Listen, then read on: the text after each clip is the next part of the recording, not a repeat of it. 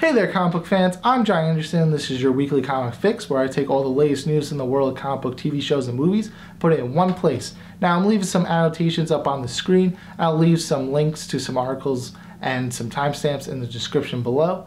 So that way if you're a DC fanboy and all you care about is DC news, or if you're a Marvel fanboy and all you care about is Marvel news, that way you can skip around at your leisure. With that being said, here we go.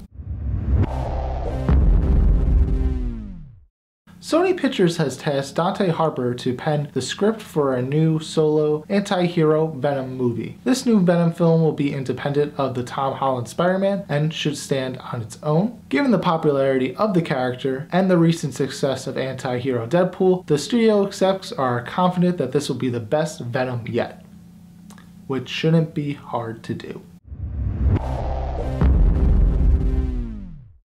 Last week I mentioned how Batman vs Superman was going to get an R-rated version on the Blu-ray release. If you want to hear more details on my initial thoughts on that news topic, I'll leave a link in the description below to my last weekly comic fix video. But this week we have some more details thanks to an article by Entertainment Weekly. In the article, Zack Snyder stated that the film would be significantly longer, clocking in at about 3 hours. And a lot of characters that were left on the cutting room floor would be getting an appearance in the film, especially Jenna Malone, the character that was heavily speculated to be playing the female Robin, but Zack has since denied that rumor. Producer Charles Rubin spoke about the violence in the film, saying that it's not necessarily bloody or grotesque, it's just a lot more intense. According to a report from The Wrap, Fox has pushed the release date for Gambit that was due to come out October 6th later this year.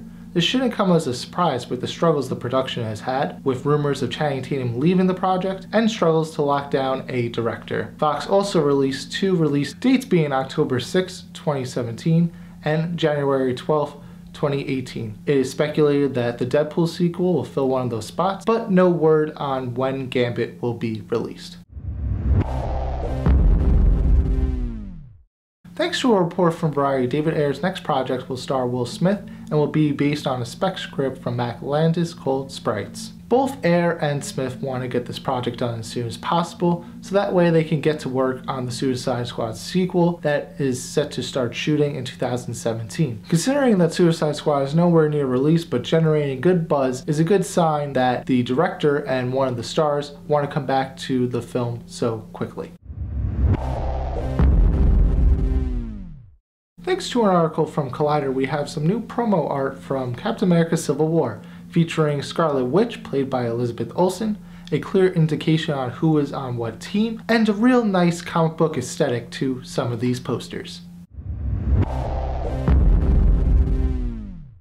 Thanks to a recent casting call, we have confirmation that George Miller will be a producer on Justice League Part 1. Though it didn't specify how big of a role Miller will have in the production of the film, I think it's a good idea to have him on board, given his experience with Justice League Dark that was due to be released in 2009, but due to a writer's strike did not come to fruition, and given his recent accolades for Mad Max Fury Road, I'm confident that he can bring his expertise on practical effects to this huge blockbuster.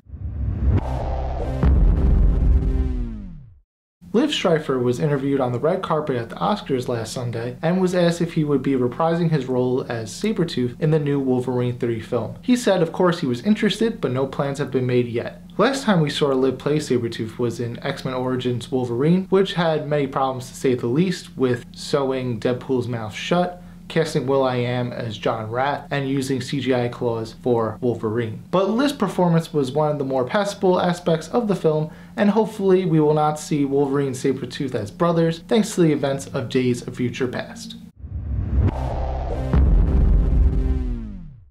Many fans of the Green Lantern comics have been patiently waiting for an accurate representation of their favorite green hero. Unfortunately, it seems like they'll have to wait a little bit longer. It was assumed that Green Lantern would make an appearance in Justice League Part 1, but producer Charles Rubin has stated that he won't make an appearance until Part 2, if that. Creative director at Warner Brothers Greg Silverman also stated that they want to take their time with this character and make sure they get him right because they understand how important he is to the fans. Hey there comic book fans, that's our last topic of the day. If you guys like this video, be sure to share and subscribe.